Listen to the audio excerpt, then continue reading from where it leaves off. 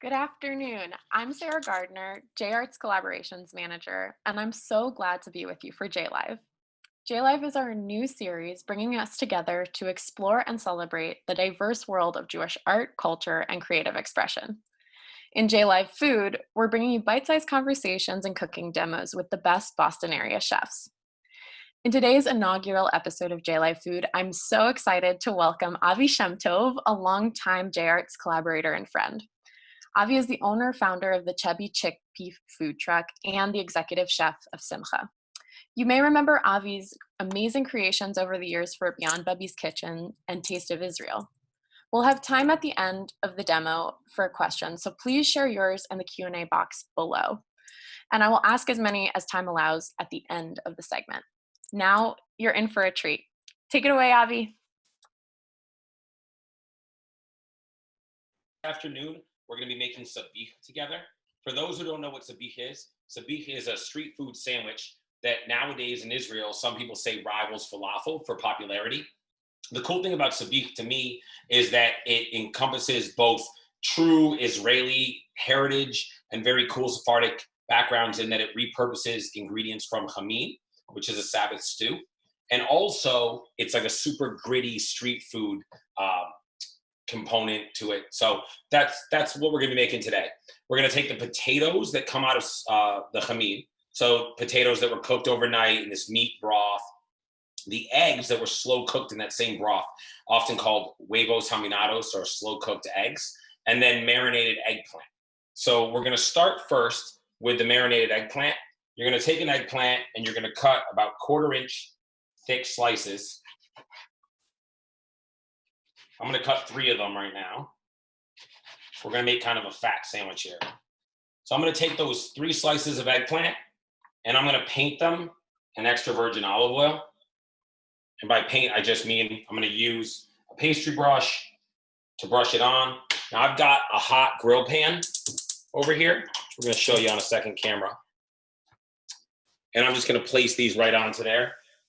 I'm not gonna season these at all because I'm gonna marinate them after grilling.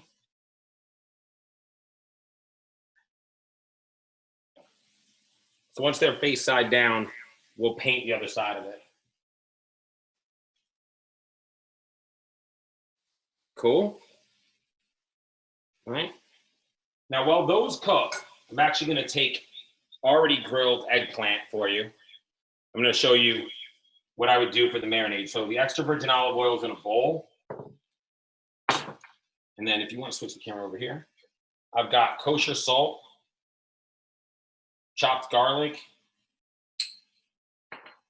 a little paprika, some herbs. These are scallions and cilantro, a little bit of parsley,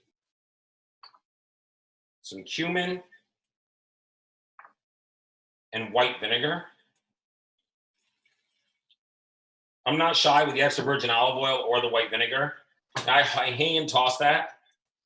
And the already grilled eggplant is gonna absorb so much flavor from that. So you can see it looks cool already. And in about 5 or 6 minutes, this is gonna just be an explosive flavor. Cool, so we're gonna put that aside.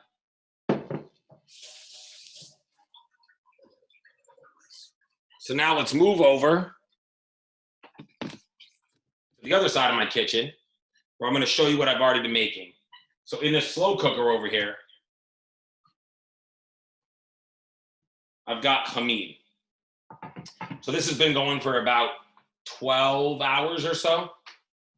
I wake up early. And in this, there's meat, there's beef, there's lamb, there's chicken.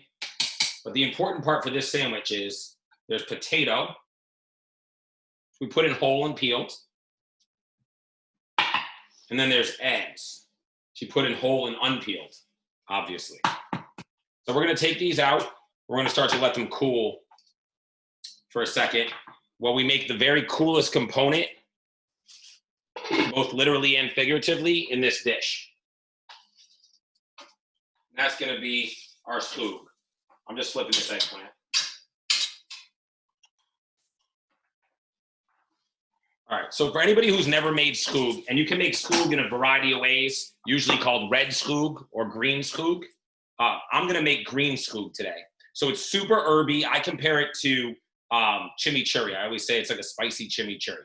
So into this scoob is going to go raw white onion. It's a matter of taste. My dad calls this Israeli ketchup, but it's essentially just a catch-all spicy paste. So it really is made to like the flavor profile that you're looking for. I'm going to throw some cilantro into here. I'm going to take the stems off of some jalapenos. I'm going to go seeds and all. Rough chop jalapenos right in here. I like it spicy, so I'll put 3 whole jalapenos in here. As Shelton Perkins would say, that will knock your neck off. So now onto that, I'm also going to add mint. Mint is a very, very important ingredient to me in Scoob. I think it totally changes the flavor profile. Instead of getting this like sort of dirty, earthy flavor, you're going to get this very bright, aromatic flavor by adding your mint. I put raw garlic in here, which I put in whole cloves. That's 1, 2, 3, 4, 5, 6, 7. We're going to squeeze some fresh lemon into there. Let me just grab a strainer. Oop, I'm back. We'll squeeze some fresh lemon in here. Between the lemon and the mint, that's really how you're going to get all the brightness in this scoob, which is really, really important in sabich in particular, because we're looking to the scoob to be sort of like the acid and the brightness in this otherwise like really earthy, down, like very humble dish. The most important oil, which we'll add as this spins.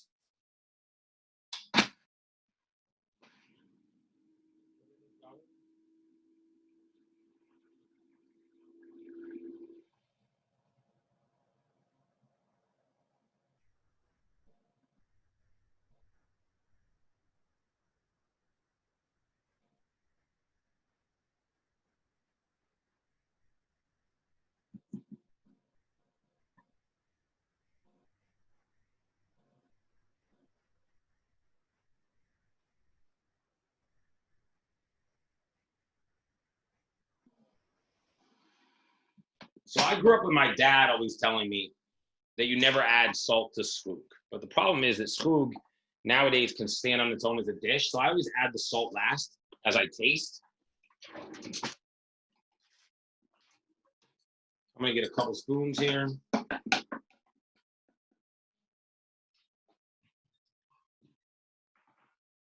Really good to use a little bit of salt. And salt will sort of bring other things out in this dish. So as we add the salt, we might see the mint come through, the garlic come through. I think we nailed it. So now we've got the green scoob made. We've got the potato out. We're gonna slice our potato up.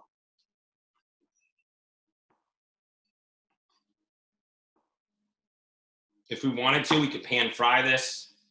We could deep fry this. I think what I'm gonna do, sort of just throw it on this hot flat top since we've already got it.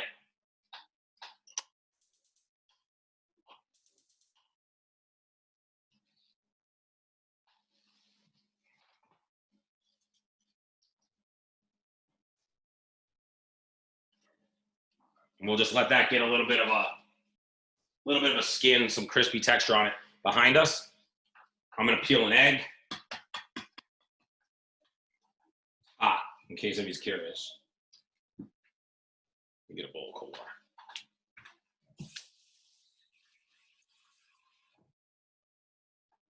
All right, peel our egg in here.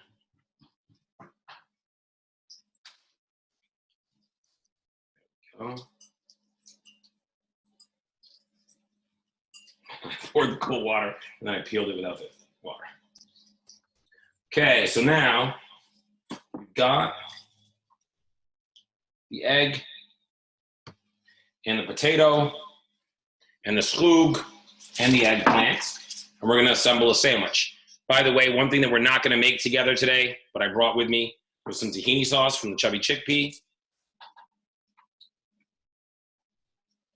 I've got my eggplant.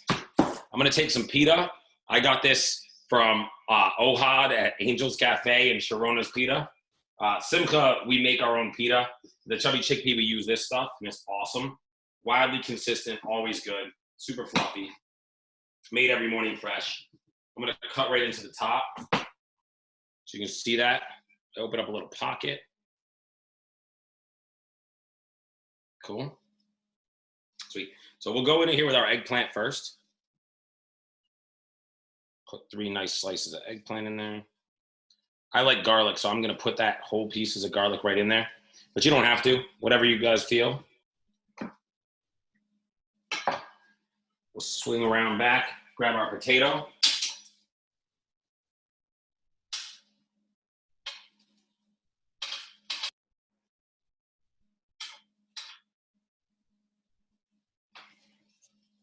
Okay. And we'll slice up our egg.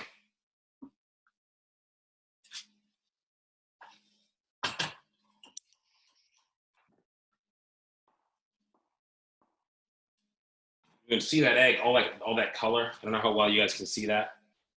That's all that flavor from that meat and the tomato broth. We'll shove all that in there. If you want to, you can always add Israeli salad to this. You can add just like other chopped vegetables. I just go like this. I like it spicy. I'm gonna add a lot of green Scoob in there and tahini. Boom. And then, because the chickpea, we always diaper our sandwiches, I'll put a little foil aside. Boom. Super ready to eat. And that's sabich. That is awesome, Avi. Thank you so much. I'm so hungry now. Our audience has a few questions, so I'm going to ask you, and then I'll let you answer. So some of the questions we got included variations on the sabich, whether you could do a vegetarian version, and if so, how, or can you grill the eggplant on a grill? Can you suggest to us some of the different variations for making the same dish? Yeah, so I think in order to make a vegetarian version, all you would have to do is make a chamin that didn't have meat in it, and you can definitely make a vegetarian chamin. It's like chili, where like beef or like pork chili has like all this flavor in it from the meat, but definitely vegetarian chili has like lots of other flavor profiles, vegetables, like beans, all kinds of stuff that I think is equally delicious, and you can definitely make it that way. The reality is, I think, like I always say this about any food product, but especially dishes like this, is it's a street food, so it begs for you to make changes to it. You should make it however it is that you want to eat it. Right. Amazing. I love that. I love that there's like a lot of different ways you can make it and make it your own and make it special, which I'm sure you're doing at the Chubby Chickpea. Yeah, without a doubt. Yeah. Another question we had has to do with the history of it. How did you figure out the history of sabich, and how does it connect to your own personal Jewish heritage? Yeah, so for me personally, sabich is something that like I really only encountered in like a very modern way. I would eat sabich like as an adult going to Israel, more actually with like my friends. It's funny, my entire family's in Israel, but one of my really close friends growing up moved to Israel. So I would see, like on every trip to Israel, I see two very different sides of Israel. I see like this side where like my family takes me and like, I'm the baby of this giant family. And then I see the side where like my contemporary, my buddy I grew up with, brings me and shows me like his Israel. So we would always like go out drinking in Tel Aviv. We'd always end up like eating shawarma or sabich like late night. And then to me, like there was this big time connection because chamin is a dish that I've grown up eating my entire life. Like that was my dad. My dad got that from his mom. And so to me, it's like I had quickly identified that like nowadays sabich, when you go to a place in Israel, isn't being made by making chamin first. You're making those components individually because that's how volume restaurants work. Nobody that's selling the sabich is like making a pot of chamin to take these ingredients out of.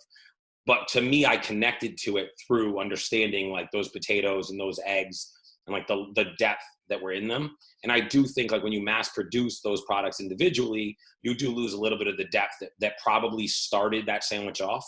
So I connect to it sort of like from a spiritual standpoint, from a family standpoint, and from like a modern chef standpoint. Right. I love it. There are so many points of connection in food, and I think, like, exactly what you said brings out, the different ways that we can connect to each other through our food, and especially in this time.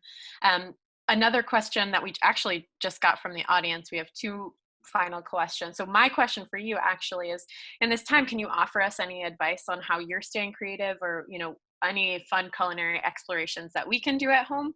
And then the question after that is, how does Hamin differ from cholent, if at all? So that question, like my answer on. I get asked that sometimes.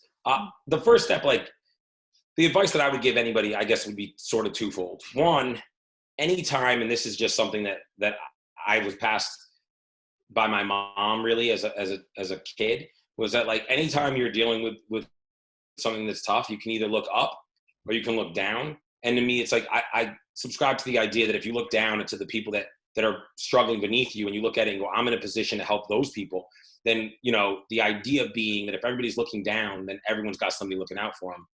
So to me, what I would tell anybody is, don't focus, don't get down, don't stay home and do nothing. Stay home and do something. Look out and say, like, what can I do to help my neighbor? What can I do to help? I always say there's two windows, one to your left and one to your right. There's always a house bigger than yours and always a house smaller than yours. Look to the house that you can help and go out there and help them. And when it comes to cooking, listen, we're all living chopped right now, right? Like your house, like your cabinet is dwindling. You didn't pick this stuff. Stuff's getting weird. And now's the time to like push yourself a little bit. And if you fail, it's okay. Like you'll eat again tomorrow. Like everybody's cool. Right. And as far as the other piece of advice that I would give people is just like, again, realize that there are people out there that don't have food. That's something that's near and dear to me. So Right. I would say, like, You're keep working on that this keep initiative. that very front. What's up? You're working on this initiative right now. Yeah, we're Just doing a food share program that we started in Sharon. We've added Canton, and now we're doing the entire state of Rhode Island with a nonprofit that we partnered with.